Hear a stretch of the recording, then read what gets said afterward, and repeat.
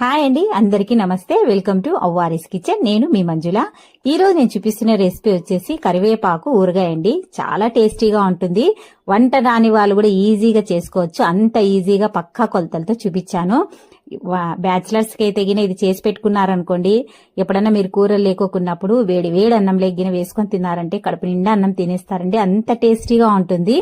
Late చేయకుండా ఇప్పుడు ఇది ఎలా చేసుకోవాలనేది వీడియోలోకి వెళ్ళి చూపించేస్తాను. దయచేసి ఈ వీడియో చూస్తున్న వాళ్ళందరూ నా ఛానల్ ని సబ్స్క్రైబ్ చేసుకుని ఈ వీడియోకి ఒక్క లైక్ చేయండి ప్లీజ్. మీరు చేసే లైకుల వల్ల ఈ వీడియో ఇంకాస్త ముందుకు వెళ్తుంది. లేట్ చేయకుండా ఇప్పుడు వీడియోలోకి వెళ్ళి ఇది ఎలా చేసుకోవాలో చూసేద్దాం.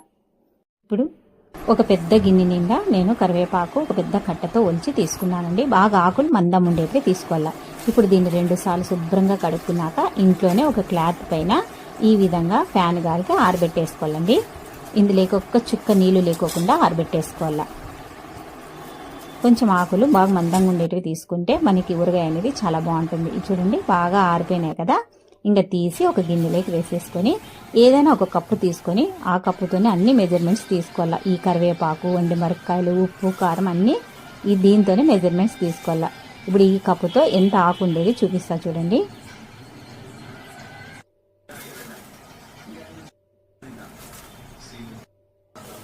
నాలుగు కప్పులు ఉన్నాయండి కరివేపాకు. ఇప్పుడు ఇదే కప్పుతోనే చింతపండు కూడా తీసుకోవాలా. 3/4 కప్పు చింతపండు తీసుకోవాలా. ఇదే కప్పుతోనే తీసుకొని ఇప్పుడు స్టవ్ మీద ఇదే కప్పుతో 2 కప్పులు నీళ్లు పోసుకొని నీళ్లు కొంచెం బాగా వేడైనాక చింతపండు వేసుకొని ఈ విధంగా మంట మీడియం ఫ్లేమ్ మీద పెట్టుకొని మెత్తగా ఉడికించుకోవాలా. ఈ విధంగా కలుపుతూనే ఉండాలండి, లేకుంటే అడుగు పట్టేస్తుంది. ఇప్పుడు చింతపండు బాగా ఉడికింది కదా. 2 టేబుల్ స్పూన్ల దంచిన బెల్లం వేసుకొని మంటను మీడియం ఫ్లేమ్ మీద పెట్టుకొని బెల్లం కరిగేంత వరకు ఈ విధంగా కలుపుతూనే ఉండాల. బెల్లం బాగా కరిగిపోయిందండి. చింతపండు గుజ్జు కూడా దగ్గరకు వచ్చేసింది కదా. ఇంకా స్టవ్ ఆఫ్ చేసి కింద పెట్టేసుకొని దీన్ని పూర్తిగా చల్లారి పెట్టేసుకోవాలా. ఇది చల్లారేలోపు స్టవ్ మీద ఒక ప్యాన్ పెట్టేసుకొని 2 టేబుల్ స్పూన్ల మెంతులు, 2 టేబుల్ స్పూన్ల ఆవాలు, ఒక 2 టేబుల్ స్పూన్ల ధనియాలు, 1 టేబుల్ స్పూన్ల జీలకర్ర వేసుకొని మంటను మీడియం ఫ్లేమ్ మీద పెట్టుకొని బాగా వేయించుకోవాలా.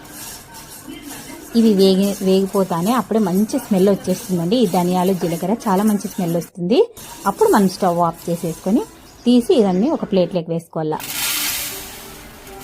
ఇప్పుడు ఇదే ప్యాన్ మీద స్టవ్ మీద పెట్టేసుకొని 2 టేబుల్ స్పూన్ల ఆయిల్ వేసుకొని అదే కప్పు నిండా ఎండుమిరపకాయలు తీసుకోవాలండి. బాగా అదిమి తీసుకోవాలా. మీరు కారం కొంచెం ఎక్కువ తినేవాళ్ళంటే ఇంకొక 1/2 కప్పు ఎక్స్ట్రా అయినా వేసుకోవచ్చు. నేనైతే 1 కప్పు తీసుకున్నాను.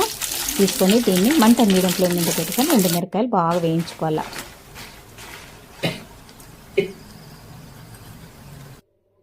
ఇప్పుడు తీసి బాగా వేగుతున్నాయి కదా, స్టవ్ ఆఫ్ చేసి దీన్ని అదే ప్లేట్లోకి వేసుకున్న తర్వాత ఇప్పుడు మరీ ఇదే ప్యాన్లోకి 2 టేబుల్ స్పూన్ల ఆయిల్ వేసి మనం ఎండబెట్టుకున్న కరివేపాకును అంతా వేసేసుకొని బాగా వేయించుకోవాలి. బాగా గలగల అనేంత వరకు బాగా వేయించుకోవాలండి. మంట మీడియం ఫ్లేమ్ మీద పెట్టుకొని నిదానంగా వేయించుకోండి.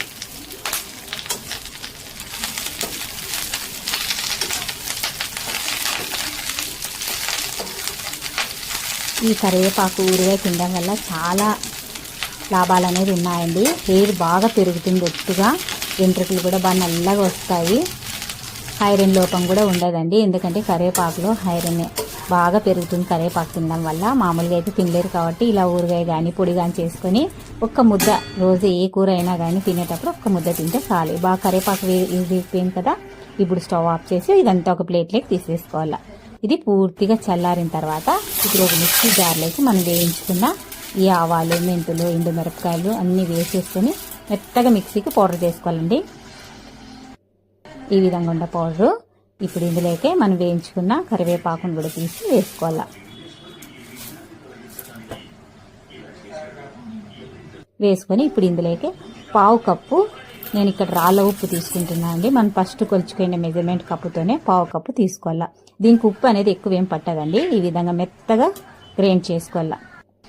ఇప్పుడు దీంట్లోకి మనము ఆల్రెడీ ఉడకపెట్టుకున్న చింతపండు గుజ్జును కూడా వేసేసుకొని ఈ గిన్నెలోకి ఒక 1/2 కప్పు నీళ్ళు పోసుకొని బాగా వేడైన తర్వాత ఆ నీళ్లు కూడా పోసుకోవాలండి. వేడి నీళ్ళు మాత్రమే పోసుకోవాలి, చల్ల నీళ్ళు పోసుకోకూడదు. పోసుకొని దీన్నంతా మెత్తగా ఈ విధంగా గ్రైండ్ చేసుకోవాలా. ఊరగాయ అనేది ఈ విధంగానే ఉండాలండి. మరి గట్టిగా ఉండకూడదు, లూజ్గా ఉండకూడదు. ఈ విధంగా ఉంటేనే ఎక్కువ రోజులు నిల్వ ఉంటుంది. ఇప్పుడు దీనికి తిరువాత పెట్టేసుకుందాము. స్టవ్ మీద ఒక ప్యాన్ పెట్టేసి మనం ఫస్ట్ కొలుచుకోండి కరివేపాకు కొలుచుకోండి కప్పుతోనే 1.5 కప్పు శనగ విత్తనాల నూనె వేసుకోవాలండి. వేసుకుని నూనె బాగా కాగినాక 1 స్పూన్ ఆవాలు 1 స్పూన్ జీలకర్ర వేసుకున్నాక 2 టేబుల్ స్పూన్ల శనగపప్పు వేసుకొని మంట మీడియం ఫ్లేమ్ మీద పెట్టుకొని వేయించుకోవాలి. ఇవి కొద్దిగా బాగా వేగిన తర్వాత అప్పుడు తెల్లవాయలని ఒలుచుకున్న తెల్లవాయలు 1 పావు కప్ అన్ని వేసుకొని ఇవి కూడా బాగా వేయించుకోవాలి.